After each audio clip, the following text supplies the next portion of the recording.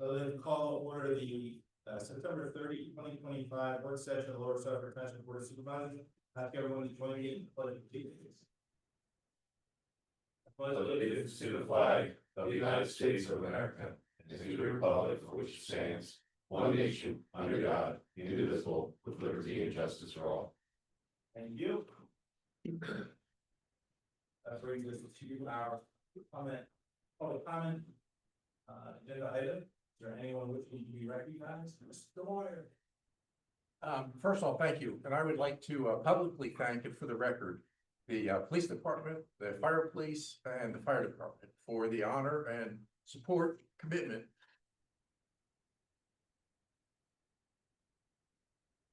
showing my father during the committal procession. So thank you. Thanks, Steve.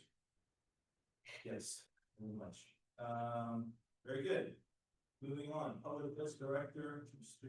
Good morning. Update on some projects, Burtonville Road Bridge.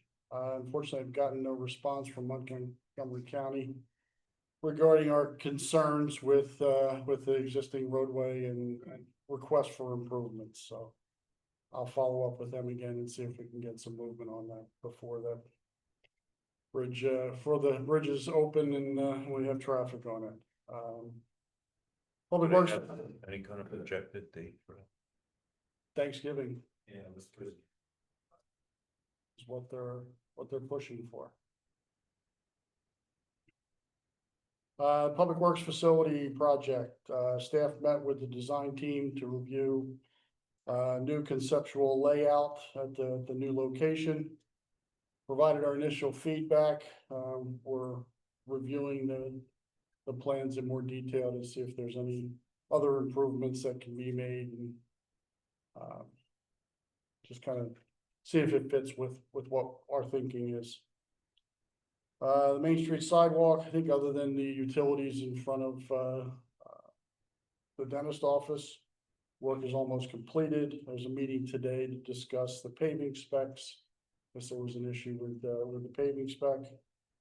And then I'm working with both Dracus and Kemp on doing landscaping around their signs that were relocated. That was part of the agreement that we would restore it to some semblance of what it was, or what the signs were before the project happened. So any ETA on the utilities? I have not heard anything now, so I'll try to find out today. They're all secondary services, right? Into that, the building is not a primary at all. Correct. They're services and not a main. Yeah. Jacob Rife Stream Bank project. We're rapidly running out of growing season, so rather than tackle the entire project this year, our plan is to do it in phases. The plan calls for work along the stream bank that create basically what we did in the first phase of the other project. To kind of create an overflow pool, overflow basin, and then reconnect with the stream. We don't want to do that work this year because we're afraid that we're going to get halfway through it and then not get any growing season, not get everything established so that we can remove the coffer dam or remove all the E&S controls and the controls that we need to install.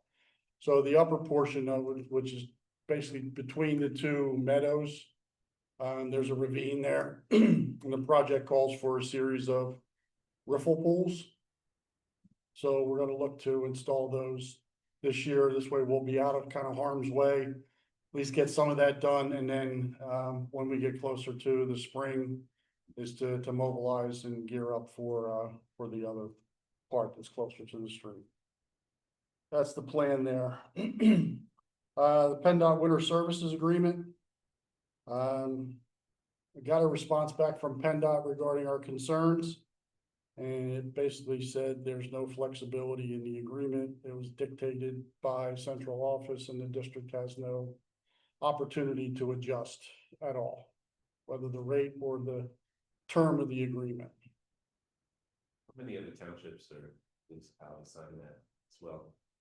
I think there are quite a few.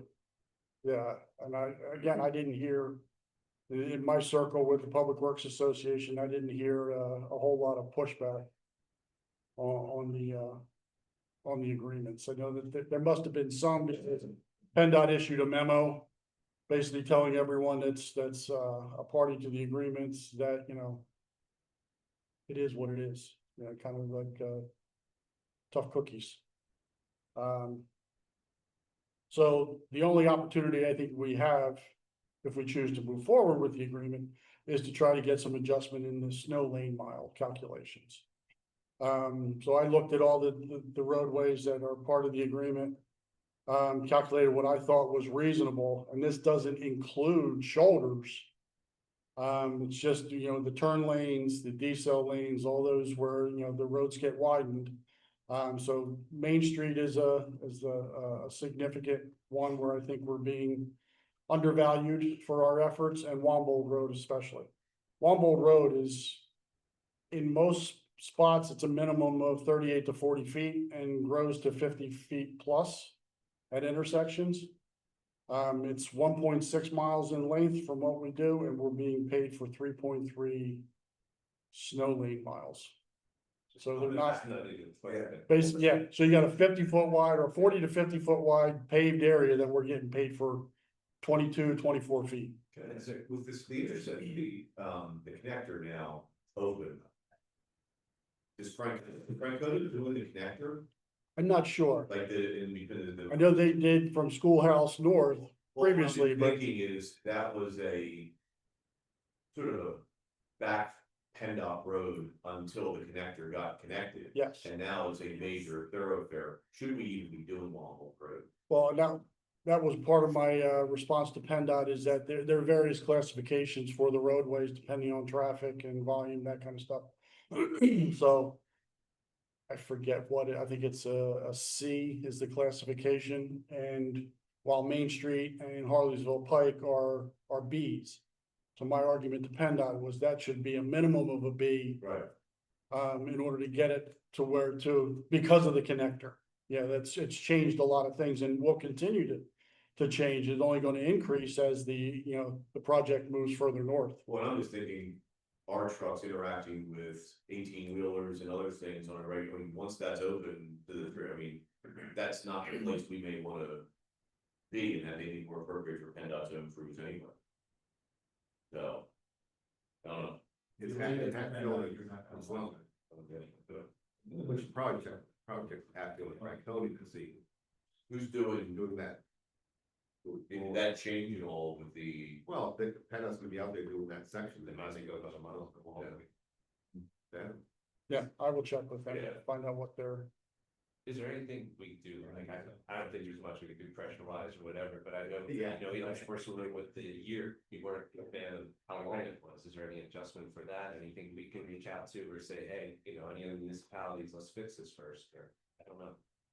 I think at this point, one of the things that we also need to keep in mind is that PennDOT does pay us additional funds for severe winter. Like last year, they considered that a severe winter. I didn't really consider it a severe winter.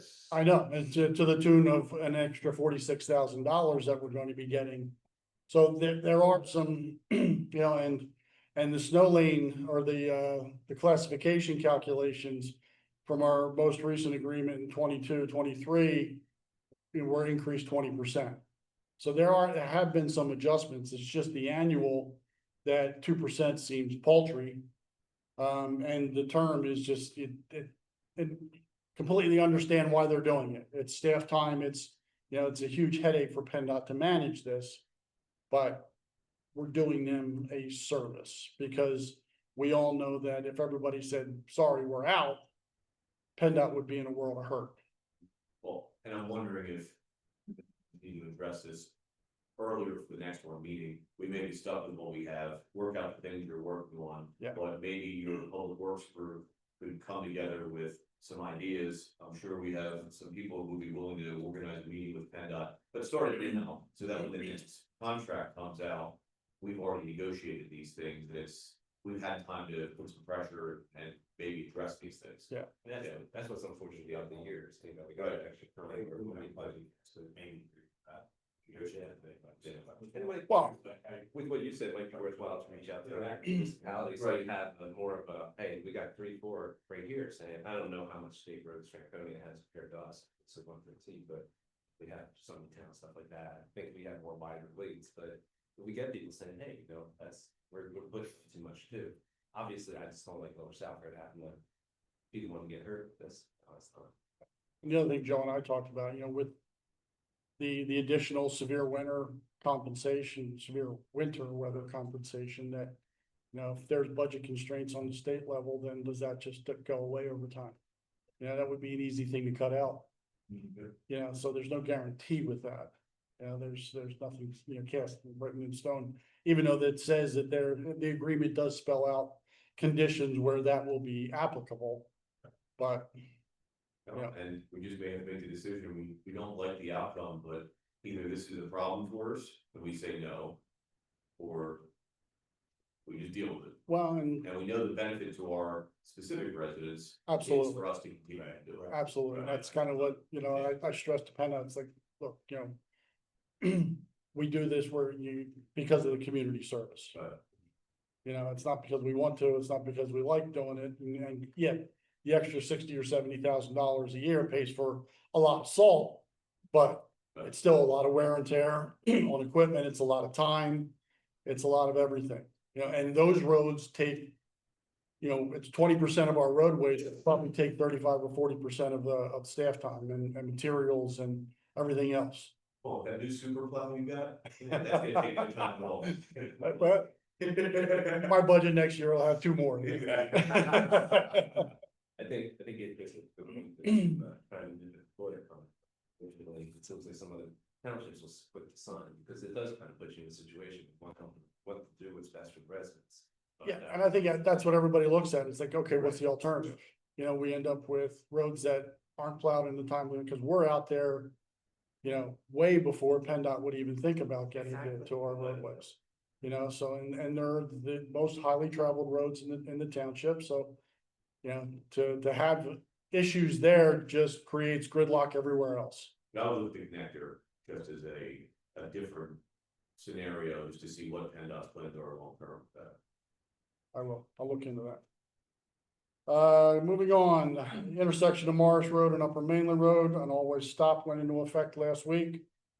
So hopefully that solves our issues there, or at least curbs them. Just to update on some department activities. We finished our roadside and meadow mowing last week. Picnic tables and benches were installed at Roth Park.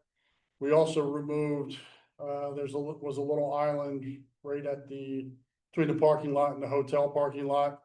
We removed that. It had a tree growing out of it. It was a sight distance issue pulling out of the park. So talked to the owner of the hotel, and he was okay with us removing it.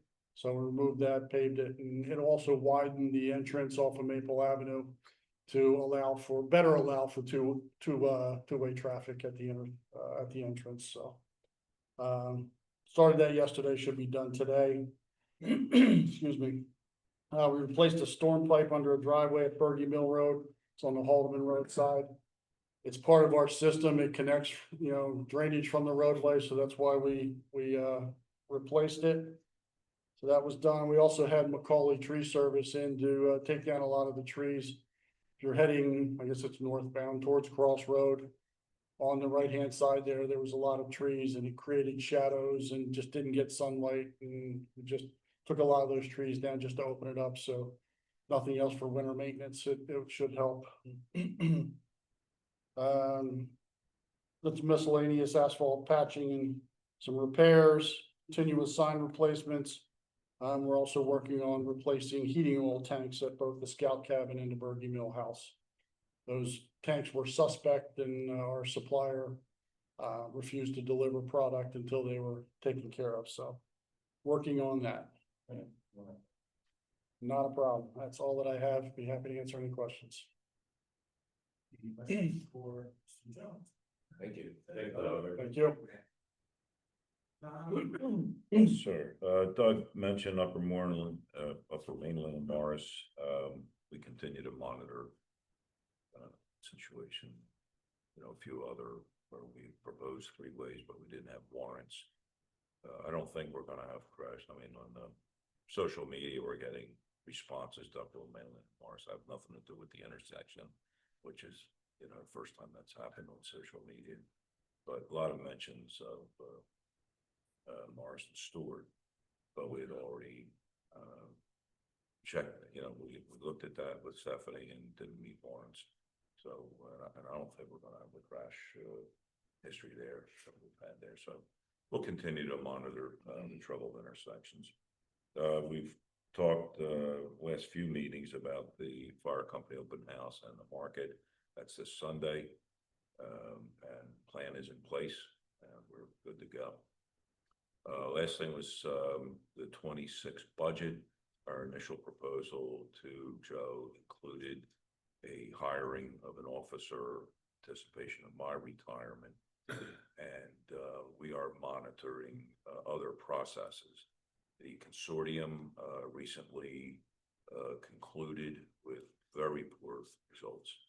I think out of they used to get 1,000 to 1,500 applications for like 10 to 15 agencies. The last one had 23 agencies, 141 applications. 90 people showed up for the test. It was about 80, I think, that passed the written and the physical, and then you move on to the individual agency processes. So that's slim pickings at best. I would not be surprised if they had to initiate another process very soon. Because 23 agencies, they'll go through the decent applicants very quick. So we're watching that as well as other processes. Our last hire, we did start in the fall, and we had Dave Sangre hired in early February. So we know we need a few months. Obviously, and we've talked to Joe about a start. If we started in January, second quarter was feasible. We have to get, somebody up and running. We didn't even want to anticipate starting in the fall for a first quarter hire, obviously, until there was some green light. The entire budget will not be ironed out yet, but just for that hire, we're not going to start it if it's not green lighted. So I wanted that to your attention. The other couple of things we have going on with the staffing, we're going to lose an officer in January for surgery, and from our experience with that type of surgery, we're looking at 6 months. Modified duty is a possibility, but that probably wouldn't be for 3 or 4 months. And the 6 months is optimistic. And we have an officer 1 year into the drop program. So, my proposal to the board for the last couple of years has been that the 4 squads of 3 have been that way since I've been. When I got here in '99, we had 15 officers, and with Corey's appointment, we recently went from 19 to 20. So it's been very slow and steady, and those 4 squads of 3 need to evolve over the next few years into 4 squads of 4. Now we have 2 traffic officers that supplement those squads. So if we hire now, that's probably what the assignment would be for that officer. Obviously, Corey would not be replaced as deputy chief, so whoever we hire will be, boots on the ground. So that's, there's very low risk to hiring because we have an officer in drop. We know it's going to happen. And I'm proposing 2 within the next, X number of years. That'll be between Joe and Corey, and I'll just see it in the newspaper.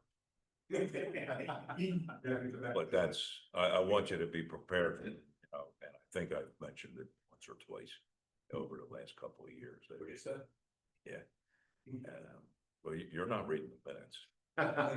So, that's the foundation for the proposal for the budget. And, wait, I just want, you know, we're waiting for that green light. If we did start in the fall, even if applications were low, we can always extend the deadline. But to get somebody first or second quarter, that's a proposal. Question of the math, just so I follow it. 1 plus 2 more or 2 total? I'm saying 2 additional to, you know, to stay at 20. We went from 19 to 20 with Corey. I'm saying stay at 20, so that is 1, and then 1 more. Okay.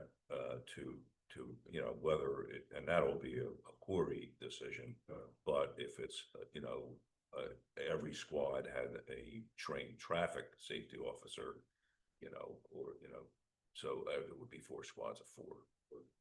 I'm just gonna go back to the last one. The 1 officer drops, we're gonna have to replace that. Correct. Plus That's the 1 we're gonna hire, plus 1 more. correct. Okay. It's gonna look up. So the question is, Do we go with 2 as we go through this recruitment process? well, I think the immediate question is, do they start the process now? What we know about where everybody else has been hiring process. And even the last couple hires for us, I think we've extended the application period a couple of times because of the quality of candidates. I'm in favor of starting that. Sounds to me like we have to. Yeah. No reason. And if we come across 2 really qualified, Yeah. let's Which doesn't. not be stupid and not take advantage of that. Yeah, we again, we would bring that to you. You know, now we're getting to specific names, but we can, you know, bring that to you, Yeah. you know, meeting by meeting. Once we see what's out there. So you have your green light, it sounds like. Good. That's what it Outstanding. Thank you. Thank you. And for Tom and Corey. Thank you. Thanks, Tom. Thanks, Corey. Yep. Moving right along, Mr. Buki, building and zoning. Thank you, Mr. Chairman. So far this month, we have 66 building permits that were issued. 66. So far, this is the last day, so who knows? See the outlet. Same woman that door. So for the first time in about a year, we will be having a November zoning hearing board. And one of the agenda items will be the township subdivision, in which the township will be applying for a variance or building setback, accessory building setback. For this property to subdivide off the residences that are in the back of this property, including the accessory buildings. That application is currently being prepared by our solicitor, and we'll be making application soon by the first week of October. And the only relief, just for anybody who may be looking at this township building board, is an existing barn, and the appropriate property line would be the curb line of the interior driveway, and that barn sits too close to what will be that property line, but it's relief only. The only 2 properties affected by that relief will be the township building property and then the fire company. It's not on the external boundary of the site. Right. So the only thing that's proposed is the property line itself. Yeah. Nothing would change it. We're all, Zoning hearing board. I'm sorry, He said, but we're still going through the zoning here. yes, we are, yes, Really, Even though it's a slight. yeah. yes. We're also still anticipating an application for expansion of an existing non-conforming use at 34 Morris Road. That's been anticipated for a little while. There's a couple of apartments back there. That's where the old Morris Road, now I think it's actually called Old Morris Road, it's now a private lane, and the first house on the right-hand side, when you go back that private lane, has an accessory, a structure that I think used to be a chicken coop. And they converted it a long time ago to a couple apartments. So they want to redo the apartments, but they want to expand apartments. They go, footprint would stay the same, but they wanted to expand it by putting in a basement and some other things, like little foyer in the front. So they need to go through zoning hearing board. We've been working with them for a while. received a phone call from their attorney, so we should be seeing that application also. They might also make it on November as well. That is, are they looking just to expand structure or to add more units? No more units, same units, same footprint, they're just expanding the area. So on your agenda tomorrow, from a land development perspective, we have 450 Hoffman Road preliminary final residential subdivision. Then we also have 862 Harleysville Pike preliminary final 2-lot minor subdivision, which was just recommended for approval at the last planning commission meeting, so that'll be on for only discussion of the waivers for you tomorrow. And 531 Main Street, which is called Clemens Mill Residential Preliminary Land Development, which again was just recommended by the planning commission at the last meeting, so it would only be on for discussion of waivers in your meeting. And as we just spoke about, zoning hearing board application for 379 Main Street subdivision. And the hearing for the proposed administrative office zoning district text amendment will be tomorrow as well. And that's actually the next line of item today is discussion, if you have any, on that text amendment. Planning commission, we did not have any further Did comment. not have any further. Hearing. Very good. Any other questions or comments for you? Mr. Dutkowsky? Thank you, Mr. Chairman. The first item on the manager's report is the review of the meeting minutes for September 3rd. Mr. Shelley did provide me with a statement that he would like added to that, which we will do. For any other items, corrections, comments?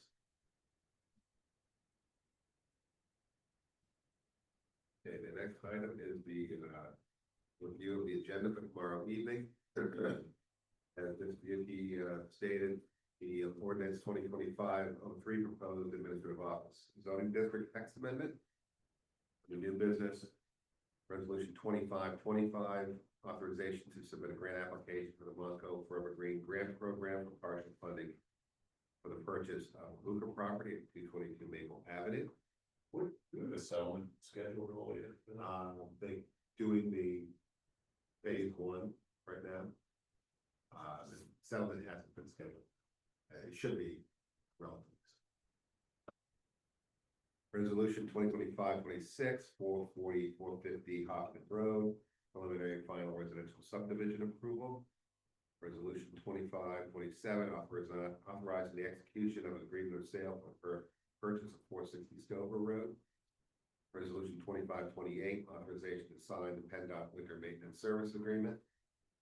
862 Harleysville Pike, preliminary final 2-lot minor subdivision, discussion of waivers. 531 Main Street, residential preliminary land development, discussion of waivers.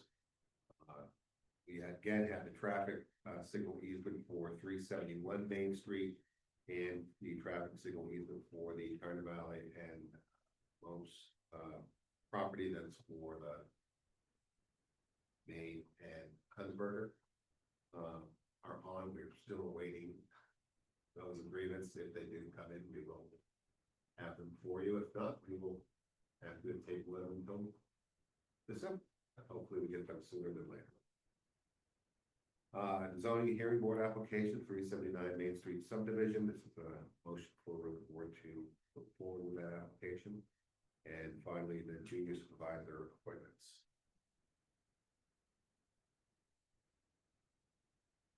Next item on the manager's report is the first discussion of the 2026 budget. As we've done in the past, these budgets include most of the minor funds, which include the liquid fuels, fire fund, library fund, park board, and ambulance and traffic impact. Most of these funds are simply funds in, funds out. There's no discretionary funding in them. This liquid fuels fund is pretty similar to last year. The numbers are based on, that's guesstimate at this point, that we don't have the final 26 road program. But that's, certainly based on the numbers we received from PennDOT as far as revenues, and then our road program is based off of those numbers we anticipate to see. So, we anticipate receiving about $540,000 from PennDOT, 10,000 in interest, and then we carry forward a balance of $96,151 from this year. We're anticipating somewhere in the area of $600,000 for materials repair and maintenance of the roadways, which would leave an ending cash balance in that budget of $46,000. Again, the fire protection fund, we anticipate receiving $400,000 in real estate taxes, another $1,000 in interim taxes, and about $2,000 in interest, for a total of $403,000. We anticipate the donation to the fire company of $295,000, which is the same as this past year, and supplementing that with $100,000 into the fire company's capital fund for equipment. So that would be $100,000. So that 100,000 does go to the fire company to go in there. No, So that was, we hold that, we put it into a separate fund, pliget fund, so it's an interest bearing, a little higher interest than they make. but so my only question would be from accounting for it in the budget, that's actually showing it as an expense here, but then we don't track it, because that's like It's tracked in the, treasurer's report. treasury report. Yeah. Okay. The line item over there, which will carry it forward. Okay, Similar to when we've done the post-retirement fine, okay. benefits, and so that those funds are carried forward.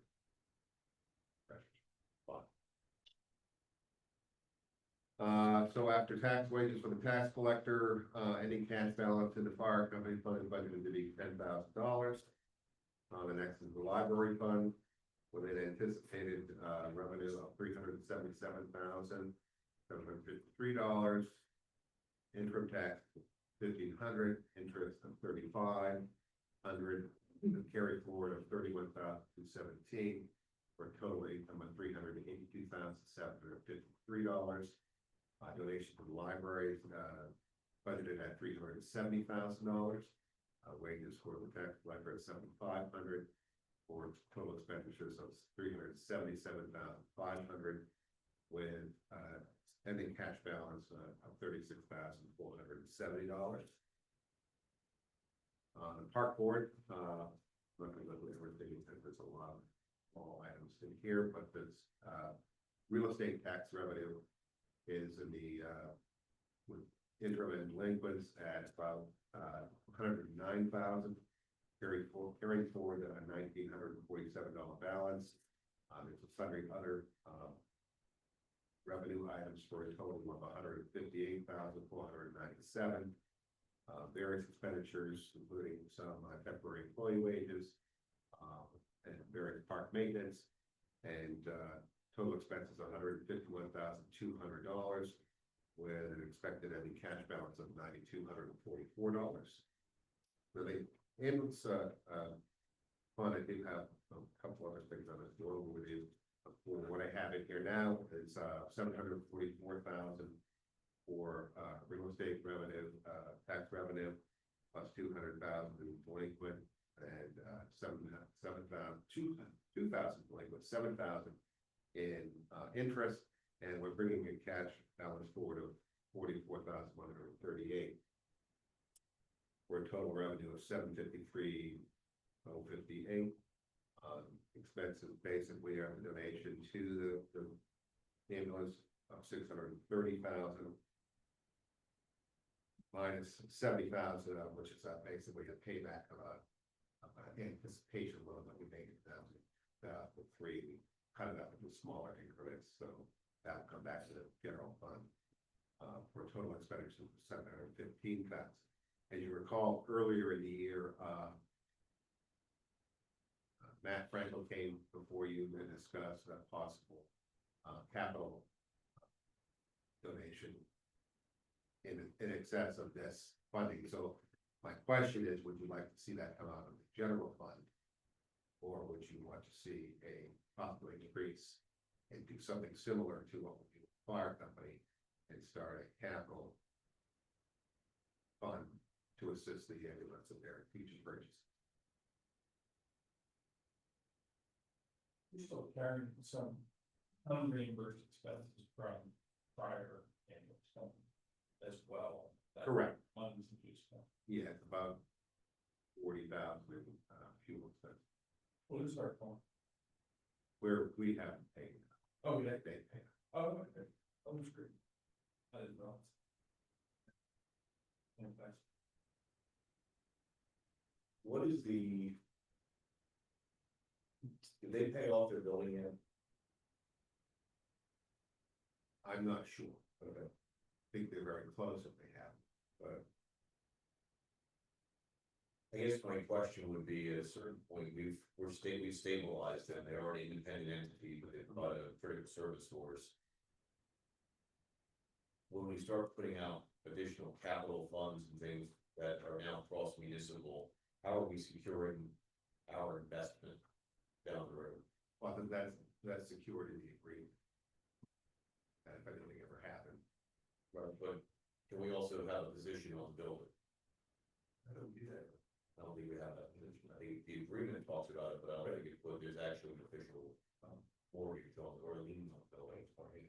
There, it's, yeah. I don't see what wouldn't. Right, I mean, we have a second position behind the bank note. Right. But the bank note's pretty de minimis compared to the investment we're gonna start making. Right. I just think that I would like to be in a position of, if this venture continues and is very successful, we don't know where ambulance services are gonna go in the future. Right. And at least from a lower southward standpoint, to be in the best position possible, that if we need to go in a different direction, the money we're putting out, those assets, aside from the agreement, there are other ways of securing those to make sure that we can continue to provide that service in a different means, bit. You're saying it might not be in the best interest to set that account. Well, I wouldn't mind doing it once we, if, with additional security. Right. Yeah. And what was the capital amount there? The 175. Which, Yeah, again, every year now there are. Well, it's, they were asking for this year. Right. This time. What typically happens is that becomes year over year.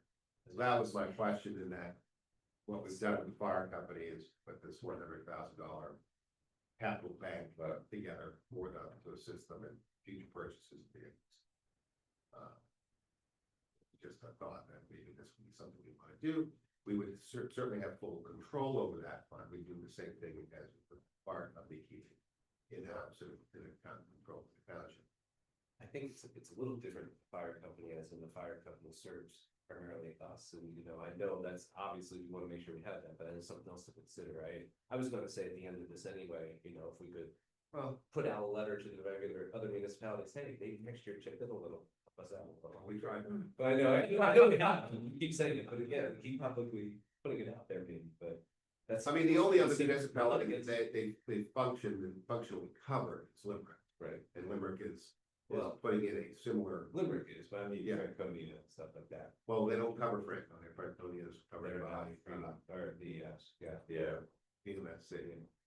I like what Chris said about the building, but these are capital donations. Are we then gonna have partnership or whatever they're buying with our donation? well, that's what I guess the agreement does. On that. That's what the agreement does. If anything happens, It adds like a fallback. And just if our taxpayer funds go out, with that is a donation that we have part ownership wherever they're buying. right, In that regard. right. Well, I mean, that you do already. I hear you. It's worded now that if there is something that falls apart.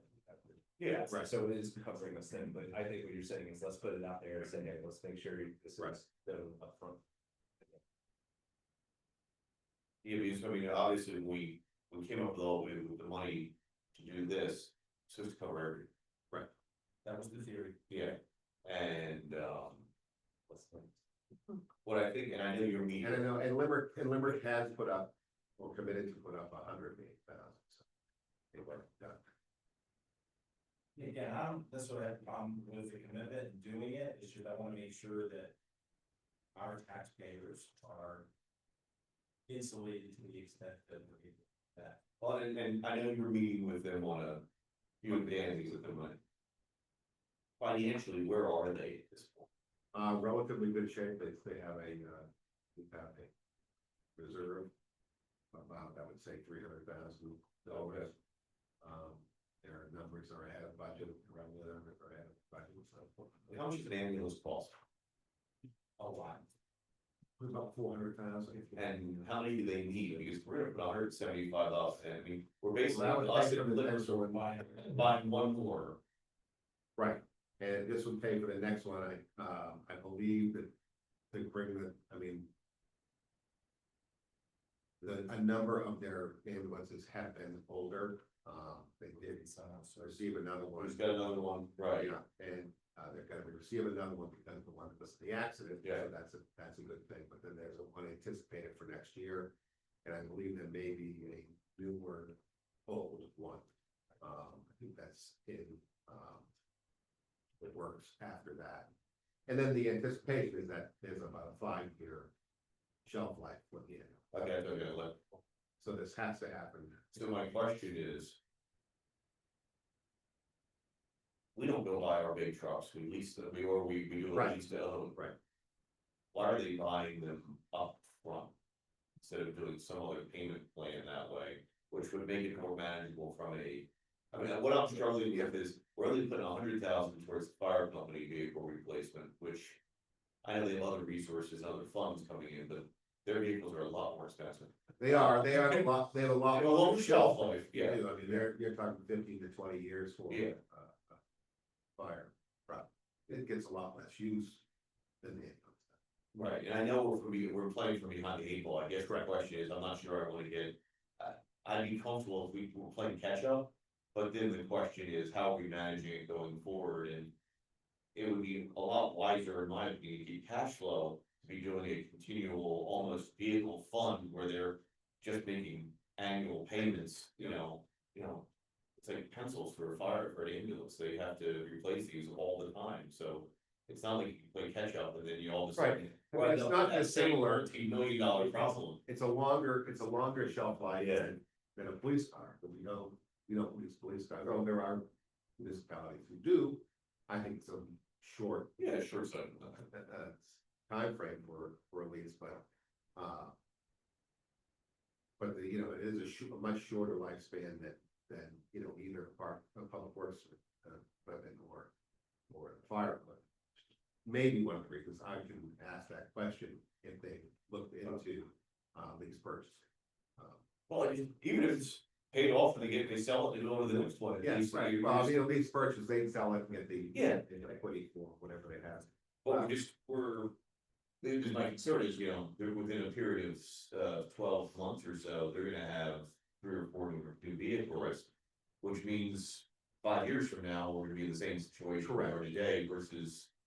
We need to spread, and that's, Yeah. that's why the similarities of thing, the end of that fire company is still gonna be our fire company. I obviously support. Well, that's why we have the agreement written the way. Right, and as a fallback and whatnot. But if these purchases, they can cost quite a bit more than. We just purchased. You'll have the added interest. for the lease. Depending on what kind of interest rate. And if you're spreading that over, if you're keeping the equipment for a long time at the end of the lease, then I think the lease will, like for the public works. Makes sense. It makes sense, because that interest is amortized over many years on the other side of the equation. I would have to talk to them about the lease. If it is 5 years, I'm okay with the purchase. If they can stretch these things to 8, 9 years, I mean. Then it's a different story when it comes down. to it. Yes, and that, but again, and their argument is that, you get past a certain period of time and then the maintenance costs go up and then it's like, where is the balance? And right now they're in a negative based on the amount of money they're spending on. Currently rolling, But you were suggesting that the question was, do we? The question is, do An we account just for do it. a one-time? Take it out of the general fund, as we've done in the past, for both the fire company and for the ambulance, or do we do as we've done with the fire company? And put a fund together, again, would be similar to the fire company. Presumably a higher interest. It would be ours. Right, but a higher interest. I mean, it wouldn't be, we would just handing over the money and saying, go buy something. Would be, they would have to come to us sort of fuss the funds and, you know, if you want to come here and presentation. That kind of thing. But, so, I mean, it's just, and two different scenarios. And depending on how you comfort level you have. And there's no indication of it. No, but I could ask Dan. I think it'd be short-sighted not to set up a fund, but, how much and to what degree, I think we can. That's right, I think maybe the question is the 175 to play catch up and then go. That's the forward? 175. Is it the next- 80,000 years, something, because how we handle that, we could structure it so that what's the ongoing would come out of the ambulance, and then we make the difference this coming year out of the general, because that's not gonna be a reoccurring. Right. If you get a little bit more on that, yes, just, okay, little gameplay. Okay. See, we're gonna make those. Yeah. Which is why I wanted to discuss it. And the final, is the traffic impact fee, and it's basically just in revenue in, kind of a placeholder number for road and bridge improvements that I have in there for $225,000. Basically, these funds now, when you redid the, traffic impact fee study a few years ago, are all for Route 113. Corridor, and if we ever get to the bypass, when we can bypass. With that being said, is there, and I understand interest rates are going down, are we, because we don't need this money for immediately, Right. are we as safely but aggressively invested as possible with the fund from an interest standpoint? Probably not, Okay, but we can certainly look at how to play it, right, and see if we can put some funds in some various higher interest rate. maybe some longer term tie-in. Yeah. And just because, we're sitting there. But that would put all of it, but I $1 certainly would leave some a little more liquid just in case. But, Yeah. Yeah, we certainly probably put half of it in. Yeah. And it's gonna get us some better return. I'm as positive as Mr. Bergman that it'll eventually happen, but I'm also positive it's not gonna happen in a time period where we can't earn a bunch more interest on this money before it happens. All right, I have a quick question pertaining to trees. Every meeting we have, trees have to be that there, trees have to be dealt with. Are we covered in the budget going forward that we? There's some. If we have a line item or treatment. No, we we increase that. Okay, You're not gonna make the budget this year, so I guess another. Well, there's a line item in the parks budget for tree removal, but I think we also should include a line item in the general fund under public works for that, because the work that we just did, on Bergen Mill Road is unrelated to parks. So we need to have some funding there. I realize there's some fuzziness of which one we're Yeah. aware, but this all we're covered. Have at resources. Yeah, and we also have, there are kind of a catch-all line item in the general fund under public works to account for anything that's any overages. The next work session, I will have you the general fund and the capital fund. Capital. All right, so, And the staff recommendation on taxes is, no, tax. That's a good recommendation. that's great. I did, and I Fine. well, sorry, last question, this is, we're going to that. I noticed, most of these funds that are real estate related, you're not anticipating any real movement in the assessment. Are we flattening out? Because obviously we've had. It's still gone up, the latest report from the county, still gone up, but we've seen more assessment appeals. Okay, I would say a majority of those are reductions, but not all of them. They're mostly residential, so they're not huge. Right. The only one that's kind of outstanding. The appeal. And, Okay. they did not reduce the, assessment. Just did receive something yesterday that they're appealing it, Okay. so we'll see. But I've also, I mean, like with Almack's edition and some other things that we've had. Yeah, I mean, there's been enough, I think, new construction to, outweigh the Inflationary closing. You know, The numbers continue to increase. and earned income tax is still on that same projection. Had a budget. Okay. Very good. Sorry. No worries. For our years. And finally, on the manager's report, is the junior supervisor program recommendations, and Grace Kelly is here. Give you your report.